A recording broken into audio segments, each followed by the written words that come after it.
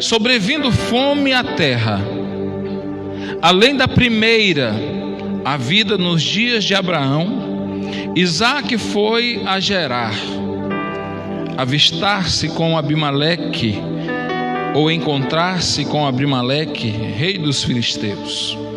Versículo 2 vai nos dizer que apareceu-lhe o anjo, ou melhor, que apareceu-lhe o Senhor e disse: não desças ao Egito, fica na terra que eu te disser. Versículo 3: habita nela e serei contigo e te abençoarei, porque a ti e à tua descendência darei todas estas terras e confirmarei o juramento que fiz a Abraão teu pai. Versículo 4, o Senhor continua dizendo a Isaque: multiplicarei a tua descendência como as estrelas do céu e lhe darei todas estas terras. Na tua descendência serão abençoadas todas as nações da terra. E eu gostaria que você fosse comigo para o versículo 12. E no versículo 12 nós iremos ler que semeou Isaque naquela terra, e no mesmo ano recolheu 100 por um, porque o Senhor o abençoava. Quem pode dizer aleluia? Glória a Deus, queridos.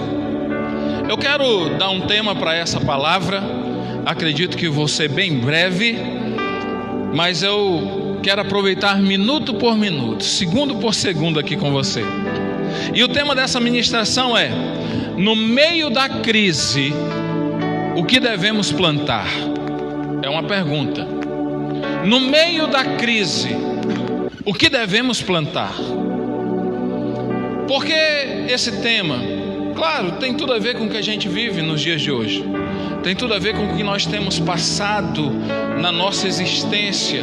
E quando eu falo de crise, queridos, eu quero que você entenda que a gente não está aqui se referindo apenas à pandemia. Nós estamos se referindo a crises de maneira geral. Crises diversas, crises em qualquer área da nossa vida, não só na saúde ou na área financeira, mas talvez uma crise familiar, talvez uma crise no relacionamento conjugal, talvez uma crise no trabalho, talvez uma crise pessoal, interior, talvez uma crise até mesmo espiritual. Eu não sei qual crise você pode estar inserido ou vivendo, ou eu não sei que crise um dia virá sobre a tua história. Mas a pergunta que o Senhor quer tratar hoje conosco é: o que fazer, o que semear em tempo de crise? O que semear no tempo ou no meio da crise? Ou, como eu disse, em tempo de crise, o que nós devemos semear?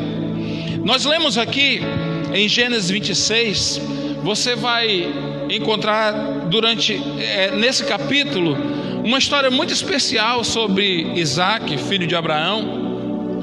E aqui nós vamos ver que Isaque, ele passa por um momento de crise. Nesse momento aqui, ele estava enfrentando mais uma crise. Diz a Bíblia vai nos falar que havia fome, como nós lemos, havia fome naquela terra. E quando a Bíblia fala a respeito disso, ela está falando realmente da escassez de alimentos. Estava faltando o alimento, o que comer. As plantações estavam mirradas, os animais já não estavam multiplicando. Havia uma escassez tremenda naquele tempo.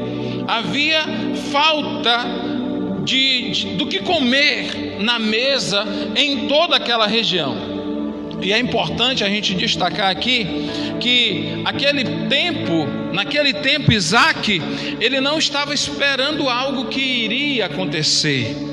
Ele estava inserido naquele momento. Isso é importante. Ele não houve um tempo, não houve um preparo quem sabe, não houve uma ampla divulgação ou uma ampla conscientização na sociedade ali da época. Não, foi algo que veio, aconteceu, se instalou. Era um tempo de fome. E isso nos faz já refletir sobre algo importante. Porque as crises, Ronaldo, Lorena, discípulos que estão aqui, geralmente as crises elas não avisam quando vão chegar. São poucas aquelas que avisam. E quando avisam, por mais que avisem, elas não mostram a dimensão que irão alcançar. Quem entende isso? Quando uma crise se instaura, é difícil de entender a dimensão que aquilo vai tomar na vida de alguém. É fácil nós entendermos se nós olharmos, por exemplo, quem sabe você conhece, eu conheço, um casal que um dia se separou por conta de uma crise. E quando aquilo começou, talvez a ideia não era a separação. A ideia não era um filho morar com a mãe e outro filho morar com o pai. A ideia não era separar a família. Quem entende isso? A ideia não era essa, embora estivesse vivendo um momento de crise, mas não se percebia que poderia chegar naquele ponto que chegou, que foi a separação. Quando uma empresa começa a dar sinais de prejuízo, de dificuldade financeira, eu acredito que nunca o empresário pensa que vai chegar a quebrar. Eu acredito que não é do interesse dele fechar, despedir os funcionários, ou até mesmo fechar as portas de sua empresa. Não, ele pensa, chegou, mas vai passar. É só um tempo, é só um momento. Mas acontece que a empresa vai e fecha. Por quê? Porque quando a crise chega, ela não se mostra, ou ela não dá sinais de como será no final de tudo. E é por isso, queridos, que em tempos de crise, nós como servos de Deus, homens e mulheres tementes ao Senhor, não apenas porque nós cremos em Deus, mas principalmente porque nós buscamos a prática da palavra de Deus, amém? Não porque simplesmente nós acreditamos que Deus existe, mas nós estamos inseridos em um contexto que busca vivenciar a prática, os ensinamentos de Jesus. E nós então precisamos estar atentos a isso, porque muitas vezes as crises elas vêm sem anúncio, e nós precisamos estar atentos a isso. E quando elas chegam, nós precisamos estar atentos ao controle disso. Períodos, queridos, de escassez são difíceis para qualquer pessoa, sim ou não? Períodos de escassez são difíceis para qualquer pessoa. Em dias aonde não se tem o que é preciso, em dias em que as necessidades elas vêm realmente batendo a porta da família, do casal, que ela vem sem avisar e ela chega, e por mais muitas vezes que se preparem, mas chega o dia que a necessidade, que a escassez ela exige uma posição nossa. Tem tempos em que as necessidades ela não bate só a porta, ela não bate só a mesa, mas ela abala a alma da pessoa. Ela chega a abalar o interior, ela machuca o coração, porque a crise, a escassez, ela abala, ela mexe com a gente. Ora, quem é essa pessoa de pedra que não vai ser abalado em algum aspecto em um momento de crise ou de escassez? Por mais de pedra que alguém possa ser, mas a escassez é como aquela água. A crise ela é como aquele ditado da água que fica pingando na pedra, e de tanto ela bater, de tanto ela pingar e bater, um dia ela vai o quê? Furar.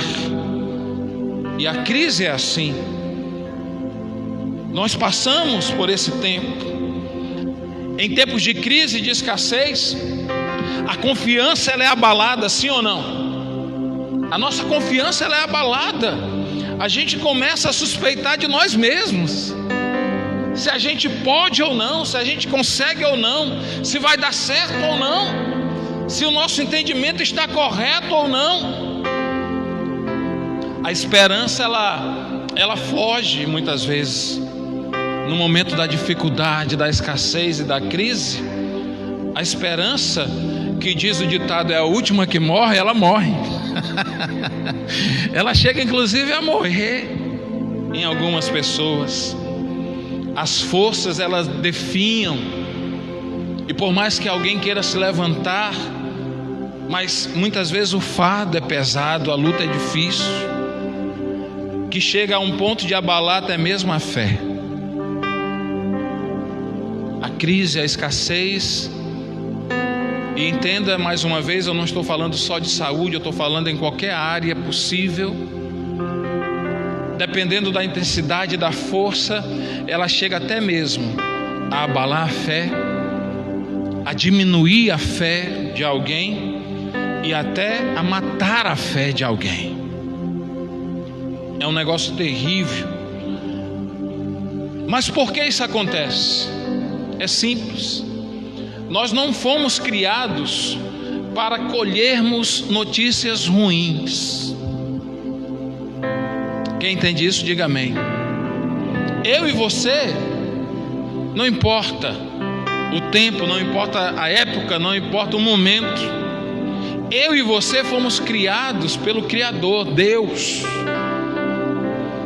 E Ele não criou o homem para comportar notícias ruins, nem mesmo para suportar notícias ruins.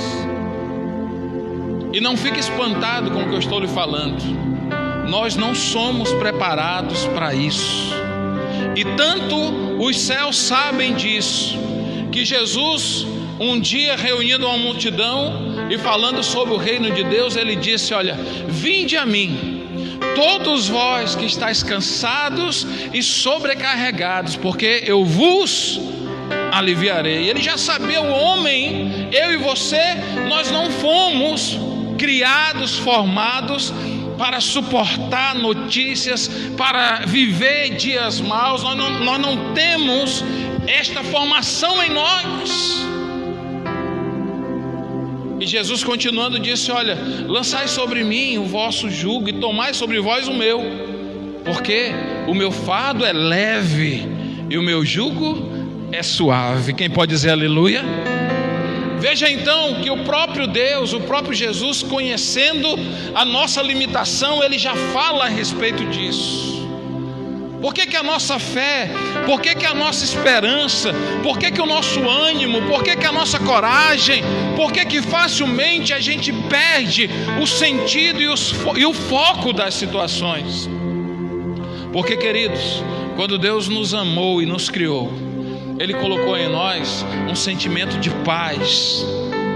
Nós fomos gerados para a paz e não para a guerra. Nós fomos criados para louvor e adoração de Deus e não para enfrentar o mundo como ele é. E é por isso que eu e você precisamos da ajuda de quem? Do Espírito Santo. Porque sozinhos nós não conseguimos suportar isso. Quem entende? Sozinhos nós naufragamos, sozinhos nós nos entregamos, sozinhos nós morremos. E é para isso que Deus deixou, que Jesus deixou conosco o Consolador, porque Ele geme diante de Deus, Ele fala com Deus, Ele intercede diante do Pai, por mim e por você, diz a Bíblia, com gemidos inexprimíveis.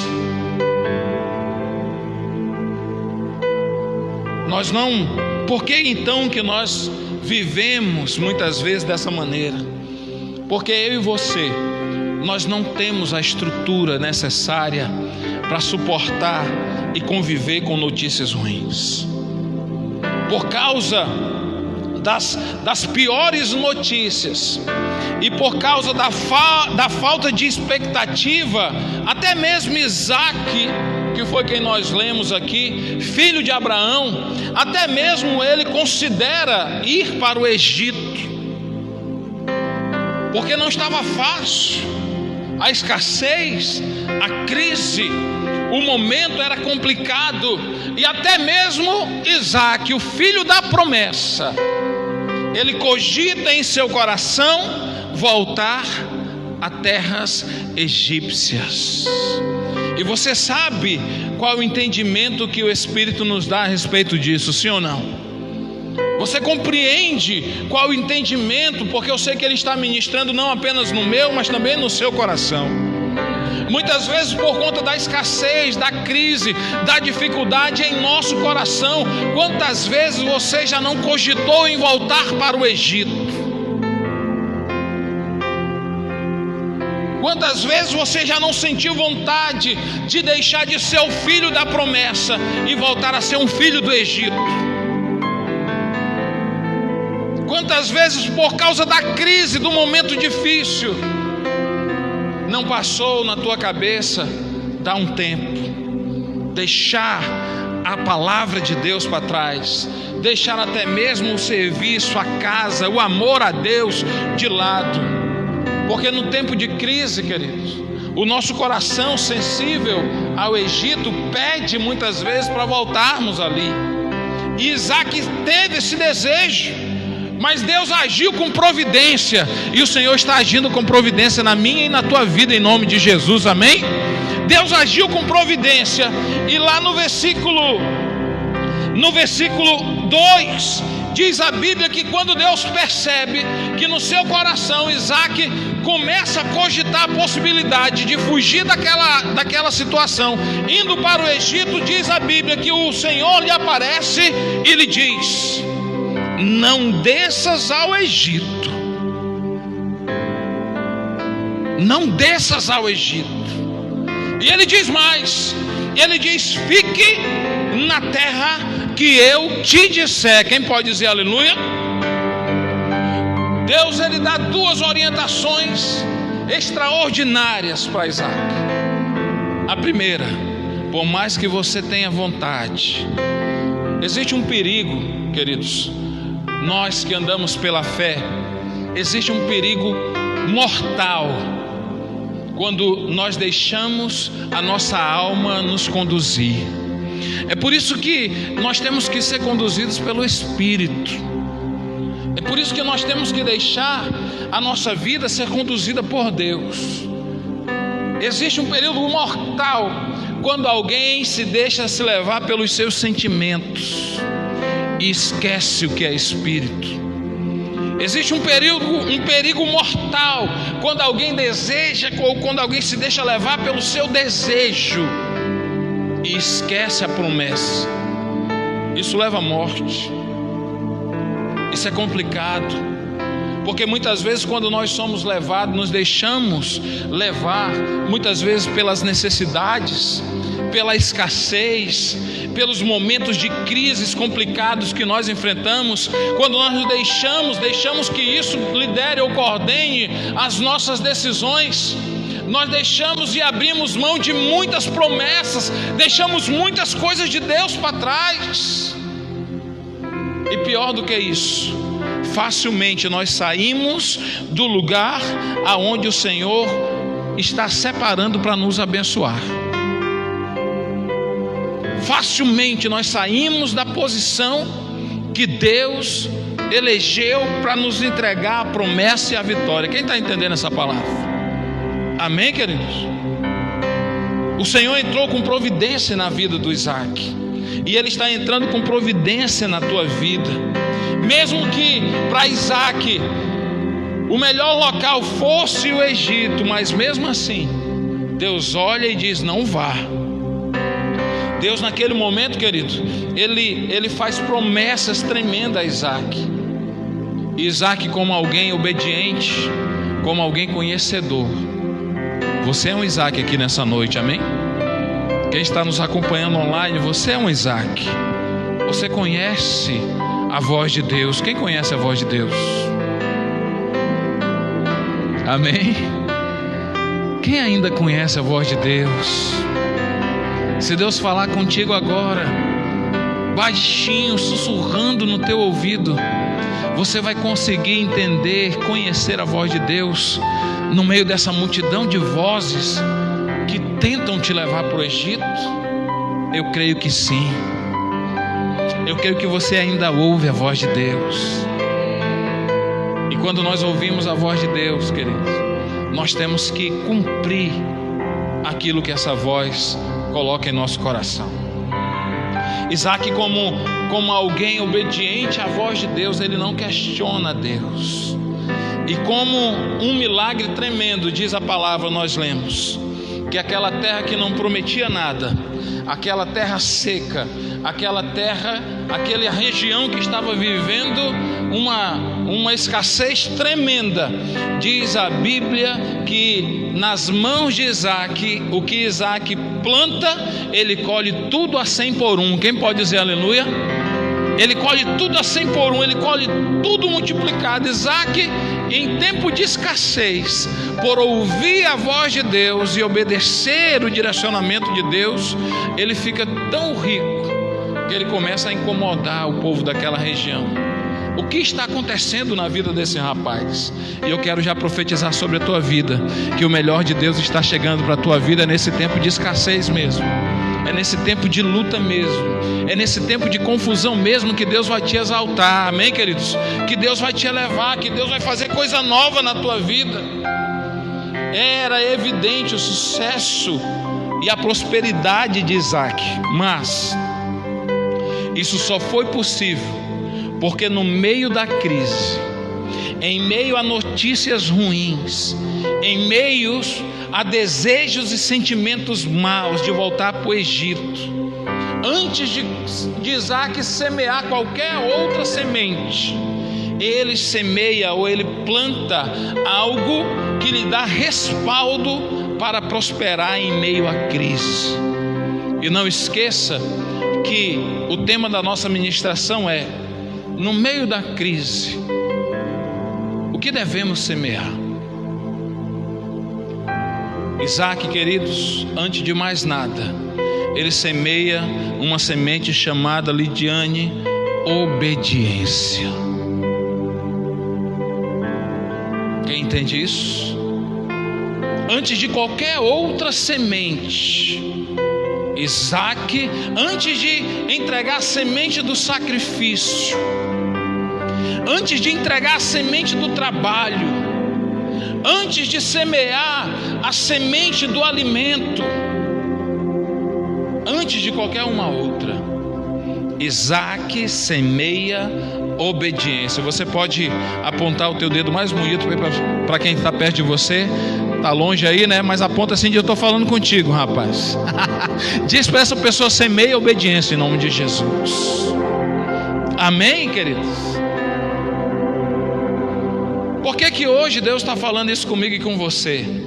Porque em meio à crise nós fazemos várias semeaduras. Nós semeamos com a nossa boca, nós semeamos com as nossas atitudes, nós semeamos com as nossas ações, nós fazemos muitas semeaduras. E a pergunta de Deus para nós é: o que você tem semeado, o que você tem plantado? Quando tudo parece estar seco, escasso, quando a dificuldade tem batido a tua porta, quando vem a desilusão, quando vem a fadiga, quando vem os momentos ruins, as notícias ruins, Deus pergunta nessa noite: o que você tem semeado? Porque muitos, queridos, se detêm na semeadura da murmuração e por isso não prosperam. E é uma semeadura que muitos fazem, começam a reclamar de tudo, começam a depreciar tudo, até mesmo bênçãos que Deus um dia entregou, agora não são mais bênçãos, são maldição. Ah, mas esse cabra é safado, não presta para nada. Há 10 anos atrás era uma bênção: eu prometo estar com você na alegria e na tristeza, não é? Na saúde ou na doença, na riqueza ou na pobreza. Agora olha para ele e diz: vai embora, vagabundo. É assim ou não? Antes, quando o filho era bebezinho, era pequenininho, na fralda, o denguinho da mamãe. Eu não sou muito bom com essas coisas de dengue, né? A pastora dá de 10 mil de mim aí, né? Mas olha só que coisa linda, parece com a mãe, parece com o pai, e abraçava e beijava, né? E fazia tudo com bastante alegria, trocava a fralda com todo prazer. E agora vive chamando o filho de desgraçado, de endemoniado, de pervertido, de irresponsável. É assim ou não? Antes era bênção, agora já não é mais. Que Deus é esse maluco dessa maneira? Será que é Deus que está maluco ou somos nós? Muitos semeiam na crise, ao invés de semear obediência, semeiam mentira, porque acham que mentindo vai ser bem melhor, vai ser um jeito de resolver a situação difícil, mentindo. Outros semeiam infidelidade, outros semeiam negligência, outros semeiam ódio. Mas em nome de Jesus, você que está recebendo essa palavra nessa noite, eu quero que você aprenda que a semente que vai fazer você vencer e prosperar em meio à crise ou em qualquer momento da tua vida chama-se obediência. E o Senhor já havia falado ao profeta Samuel a respeito de Saul. Vai lá, Samuel, e diz para aquele homem que para mim é melhor até mesmo obedecer do que sacrificar. Alguns, queridos, têm plantado conformismo, e o conformismo tem sido um limitador de bênçãos e milagres de Deus na vida de alguns. Quem é a pessoa conformada? A pessoa conformada, olha, não olhe para o lado, porque senão você pode denunciar alguém. Olhe só para mim, pelo amor de Deus. Sabe por quê? Porque de repente tem algum conformado aí do teu lado e você vai querer olhar para ele. Não olhe. Amém? Está combinado? O que o conformado faz? O conformado é alguém que diz assim: olha, é assim mesmo. Já ouviu? Aquela pessoa que, para não ter outro tipo de atitude, a melhor que ela faz, a melhor coisa que ela consegue dizer é o quê? É assim mesmo. Como se fosse assim mesmo. Ou então ele diz assim: olha, aconteceu porque tinha que acontecer. Isso é a atitude mais conformista do mundo. Aconteceu, por que aconteceu? É porque tinha que acontecer. Ou então a pessoa que está com espírito, que está conformada com a sua vida, ela diz assim: olha, então, o que eu posso fazer? Não posso fazer nada, não tem o que eu possa fazer.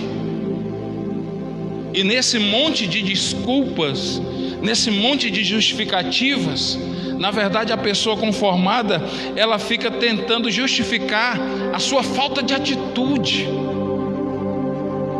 E nessa noite o Espírito Santo está mexendo com você, para quem sabe te chamar a uma nova atitude de vida em nome de Jesus. Nesse passo de fé, quem sabe Jesus está agora tocando no teu coração, esperando algo. Saia do conformismo. Eu aprendi há tempos atrás, queridos, até mesmo diante de Deus. Deixa eu te falar algo aqui. Há muito tempo atrás eu ouvi uma frase que eu já não consigo mais dizer da onde, como e quem falou isso, mas eu ouvi uma frase que dizia assim, a frase é assim: até mesmo a respeito das coisas de Deus, seja uma pessoa de uma maneira assim forte, seja grandemente agradecido por tudo que já aconteceu na tua vida em nome de Jesus, mas não seja conformado, porque existe mais de Deus para você.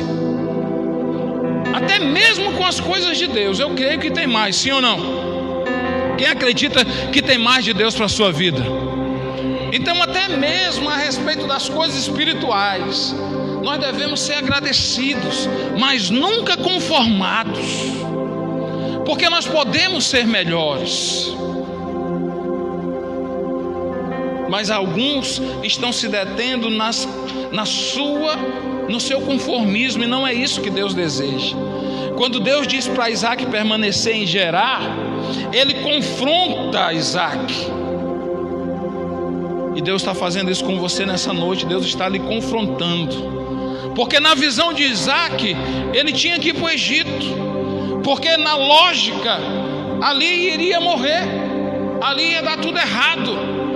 Na visão humana, se ele permanecesse ali, baseado nas experiências que ele teve com Abraão e tudo aquilo que ele viu passar, pela sua experiência naquele lugar, nada iria dar certo. Só que Deus chega para ele e diz: olha, o que você está vendo é algo, mas o que eu estou preparando para você é outra coisa. Você não deve se direcionar, Isaac, pelo aquilo que você vê. Você tem que continuar seguindo as promessas, porque você chegou até aqui baseado, você é fruto de uma promessa, Isaac. Você chegou até aqui porque você sempre acreditou na palavra, Isaac. Você está hoje de pé porque você sempre foi temente, você sempre foi alguém obediente, você sempre foi alguém que andou segundo a orientação de Deus. E porque agora você quer deixar a orientação de Deus e seguir a tua lógica, a tua razão, o teu sentimento, a tua emoção, Deus diz a Isaac: não vá para o Egito. Muitas vezes, queridos, as nossas experiências, as nossas razões, os nossos achismos nos levam para a contramão daquilo que Deus tem preparado para nós. Sabe por quê? Porque na nossa razão a gente costuma dizer assim: olha, eu não vou dar porque eu não tenho. Estou dando um exemplo para você. Por que você não dá? Eu não dou porque eu não tenho. Mas na lógica de Deus não é assim. Deus, ele vê isso aí de uma maneira ao contrário. O homem diz: eu não dou porque eu não tenho. E a resposta de Deus é: na verdade você não tem porque não dá. Quem entendeu isso? Amém? Mas aquela pessoa que é acomodada, que vive no comodismo, que vive na sua razão, na sua lógica, no seu entendimento, que despreza a orientação de Deus, ela vai sempre dizer que é porque falta, que é porque não tem, que é porque não consegue, que é porque não acredita, que é porque não suporta. E quando o Senhor nos confronta, Ele vai dizer que na verdade não é isso. Na verdade você não dá, não é porque você não tem. A verdade é que você não tem porque você não dá. A Bíblia, ela não dá detalhes a respeito do que Isaac fez naquele tempo. Mas a gente sabe que Isaac, ele semeou em uma terra seca. Isaac, ele começou os passos de fé dele ali, mesmo contra tudo e contra todos. Mas Isaac acreditou que o milagre era possível. E aí ele começa os passos de fé dele. E aí ele começa a luta dele. Eu não sei se você já teve essa experiência, mas eu já mexi algumas vezes com terra. E pensa num negócio difícil de lidar, né, João? É com terra seca. É difícil de cavar. É duro. É complicado, faz muito calo na mão, é muito sol na cabeça, a fadiga, o cansaço. Não é fácil chegar ao final de um passo de fé. Não é fácil chegar a concluir o seu propósito. Não é fácil alcançar milagres de Deus. Na verdade, quando a gente olha nossas possibilidades, a gente vê isso até como algo impossível. Mas Deus fez milagre na vida de Isaac. E Deus vai fazer e está fazendo milagre na tua vida também, em nome de Jesus. Amém, queridos? Mas entenda, os resultados não chegaram no dia seguinte. Os resultados não chegaram nem sequer na semana seguinte, nem no mês seguinte. A Bíblia vai dizer que Isaac colheu uma proporção de bênção tremenda depois de qual tempo? Quem se lembra? Depois de um ano. diz a Bíblia que depois de decorrido um ano, Isaac colhe. Deixa eu te falar algo aqui. Talvez você pense ou esteja em teu coração que o teu milagre está demorando a acontecer, que Deus não vai realizar, que não vai acontecer, que a bênção não virá, que a terra está muito seca, que a semente é fraca, que sem chuva não vai prosperar, não vai frutificar. Mas deixa eu te falar algo, não desiste não. Seja um Isaac nessa geração em nome de Jesus. Seja um Isaac para a tua casa, seja um Isaac para o teu casamento, seja um Isaac diante de Deus na tua vida financeira, seja um Isaac, acredite, creia, porque por mais que o tempo passe, mas você vai colher. E quando a colheita chegar, querido, vai ser numa proporção tão grande, vai ser em uma proporção tão avassaladora, que até mesmo você vai se assustar. As pessoas que estão ao teu redor, elas vão ficar assustadas e vão perguntar: o que está acontecendo? E aí você vai poder glorificar o Senhor, porque você vai ter certeza, plena certeza, que nada foi por causa da tua força, mas tudo aconteceu porque você semeou obediência diante de Deus. Amém, queridos? Então queria que você levantasse tua mão direita assim para o alto e dissesse comigo, em nome de Jesus Cristo. Você vai declarar com toda a tua força. Diga: Deus. Eu não estou te ouvindo. Diga assim comigo: meu Deus, mesmo que eu esteja passando por situações complicadas, declare com fé, mesmo que eu esteja passando crise, mesmo que eu esteja vivendo em escassez, diga: eu quero ser uma pessoa generosa, pois eu sei que aquilo que eu conquisto no teu reino é pela fé. Diga: no meio da crise, eu não deixarei de ser fiel a ti, mas eu plantarei obediência por amor a ti, em nome de Jesus Cristo. Se você crê nisso, diga amém e aplauda a Ele bem forte. Amém, queridos? Então eu te convido agora a ficar de pé no teu lugar, em nome de Jesus.